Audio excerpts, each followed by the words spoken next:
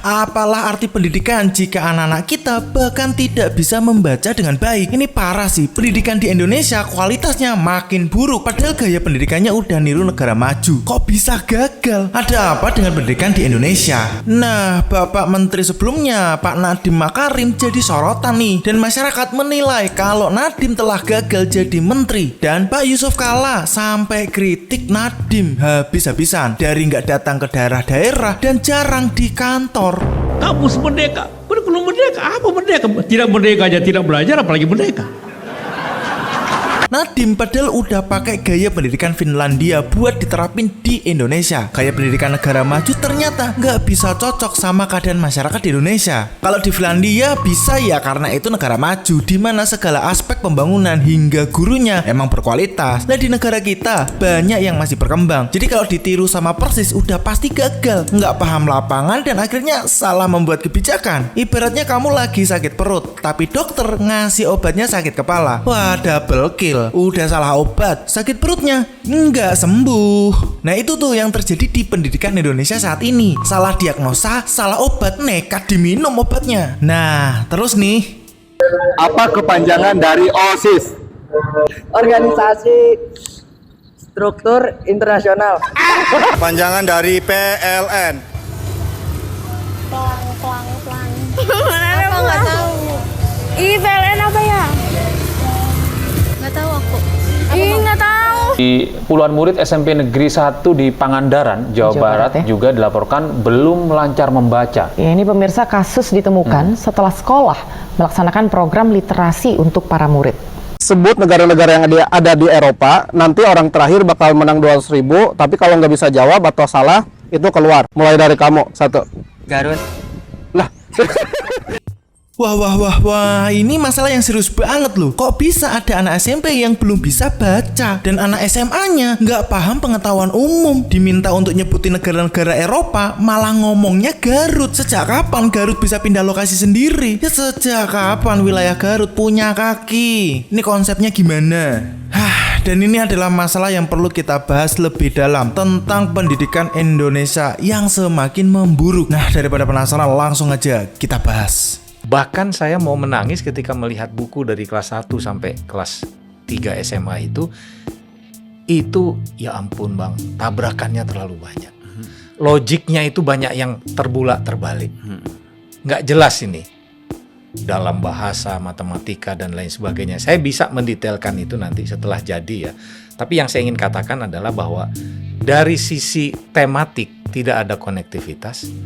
Dari sisi teori tumbuh kembang anak, diksi yang digunakan oleh buku itu tidak mempertimbangkan ini. Yang ketiga, dia tidak pernah bisa dikatakan ini tuntas belajarnya. Sehingga 3 hal ini kalau kita lihat ini bang, ini yang menyengsarakan siswa dan guru. Guru begitu terima buku pokoknya, oh baca ini udah ajarin aja. Dia nggak peduli itu, ini sesuai nggak dengan teori tumbuh kembang anak, bahasa yang digunakan. Temanya ini dengan tema sebelumnya nyambung nggak? Nggak pernah ada yang cek bang.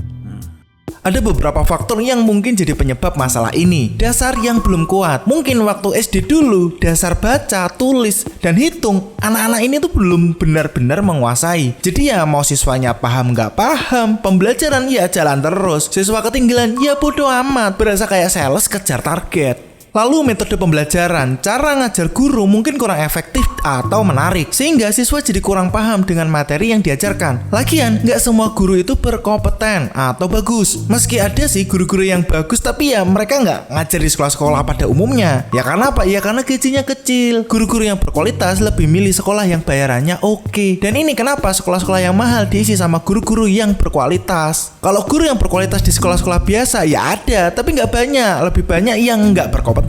Belum lagi lingkungan belajarnya, kondisi sekolah yang kurang mendukung, seperti fasilitas yang kurang memadai atau guru yang kurang perhatian, jadi penyebabnya. Lalu faktor ekonomi, anak-anak dari keluarga yang kurang mampu mungkin sulit untuk mendapatkan tambahan pelajaran atau buku-buku pelajaran lengkap. Akhirnya asupan literasi ke otaknya nggak ada. Kurangnya minat baca. Kebiasaan membaca yang kurang sejak kecil bisa membuat anak kesulitan memahami materi pelajaran yang banyak menggunakan teks. Ya nggak usah ditanya lagi, UNESCO juga bilang gitu kalau minat baca di Indo termasuk rendah. Ya gimana mau berkembang pola pikirnya? Kalau baca aja udah males dan nggak mau. Ya sekarang deh buat kalian sendiri. Kalian seenggaknya baca 1 buku dalam 1 bulan nggak? Ini yang paling kecilnya aja nih, yang paling minimalnya aja. Pastinya nggak banyak kan? Nah, hal ini juga terjadi kepada para siswa. Terus apa dampaknya? Ya kalau masalah ini dibiarkan, dampaknya bisa sangat serius. Anak-anak akan kesulitan untuk melanjutkan pendidikan ke jenjang yang lebih tinggi. Apalagi kalau mau masuk perguruan tinggi. Selain itu, mereka juga akan kesulitan untuk bersaing di dunia kerja yang semakin kompetitif. Jadi, jangankan ngomongkan Indonesia emas di 2045. Sekarang aja situasinya kayak gini. Kalau menteri yang baru nggak segera melakukan perubahan yang membawa kebaikan, ya akan gini-gini terus. Ya semoga di pemerintahan ini ada perubahan yang baru yang bisa dirasakan. Tapi ya gimana ya, emang nyebelin sih. Kalau ganti menteri pasti ganti kurikulum, dan gonta-ganti kurikulum ini yang jadi masalah. Ya karena nggak ada kurikulum yang berkelanjutan. Ibaratnya gini nih, kurikulum A udah bagus tuh ya, tapi masih ada kekurangan di beberapa titik. Nah, waktu ganti menteri tetap gunakan kurikulum yang lama, tapi hal atau bagian yang nggak bagusnya itu diperbaiki. Nah ini nih yang dimaksud berkelanjutan. Akhirnya apa? Guru-guru juga adaptasinya gampang. Lah kalau ganti menteri, ganti kurikulum, ya jelas pendidikan kita bakal selalu bingung dan gak jelas. Kurikulum tuh ya kayak mesin, tapi kalau mesinnya dibongkar pasang terus, mana bisa jalan kendaraannya. Lagian tuh ya, menjalankan kurikulum Finlandia di Indonesia itu seperti mencoba mengendarai mobil balap tapi di jalan pedesaan.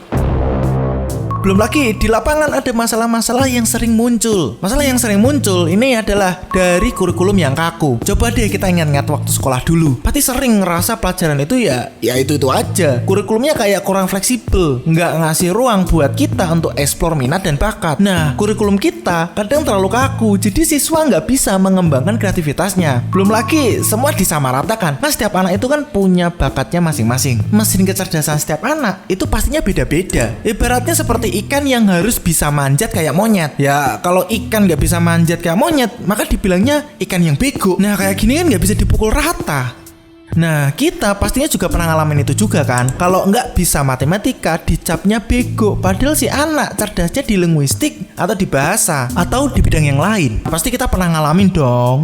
Lalu masalah yang lain itu adalah lebih fokus ke hafalan. Dulu pas ujian, yang penting hafal rumus atau teori. Padahal lebih penting kalau kita paham konsepnya. Nah ini nih yang bikin banyak siswa jadi stres. Kayak lagi belajar naik sepeda, nggak cukup cuma baca buku aja, harus langsung praktik. Dan kalau bisa dikaitkan dengan kebutuhan di lapangan. Dan masalah yang lain adalah guru yang kurang terlatih. Nggak semua guru itu sama kemampuannya. Ada yang hebat banget, tapi ada juga yang kurang dalam memberikan materi yang menarik. Pastilah kita pernah ketemu guru yang lebih banyak baca bukunya daripada ngajarin. Atau guru yang cuma ngasih tugas bertumpuk-tumpuk. Nah itu tuh contoh guru yang kurang terlatih, cuma pengen enaknya doang. Padahal guru itu kan ya seperti pemandu kita dalam belajar. Seperti yang udah dibahas sebelumnya, guru yang terlatih bakal milih ke sekolah yang bisa kasih bayaran yang tinggi. Jadi yang sekolah-sekolah biasa beberapa diisi sama guru-guru yang kurang terlatih.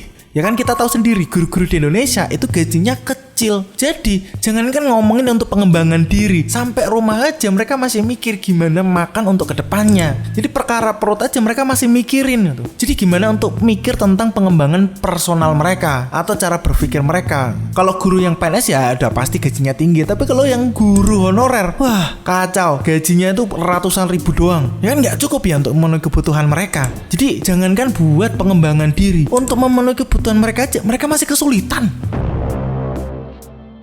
Nah, fasilitas yang tidak merata. Coba bayangin, sekolah di kota besar fasilitasnya lengkap banget, tapi kalau di desa atau di daerah pelosok, kadang ya masih banyak yang kurang. Nah, coba bayangin kamu mau belajar renang, tapi kolam renangnya nggak ada.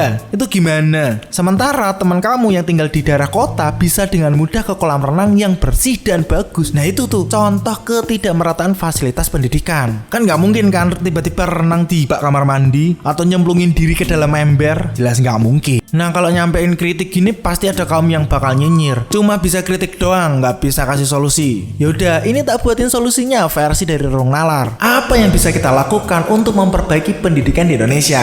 Sebenarnya ada banyak hal yang bisa kita lakukan untuk mengatasi masalah ini. Pertama, perkuat fondasi. Mulai dari tingkat PAUD dan SD, kita harus memastikan anak-anak benar-benar menguasai dasar-dasar membaca, menulis, dan berhitung. Kedua, inovasi dalam pembelajaran. Guru harus terus belajar dan mengembangkan metode pembelajaran yang lebih menarik dan efektif.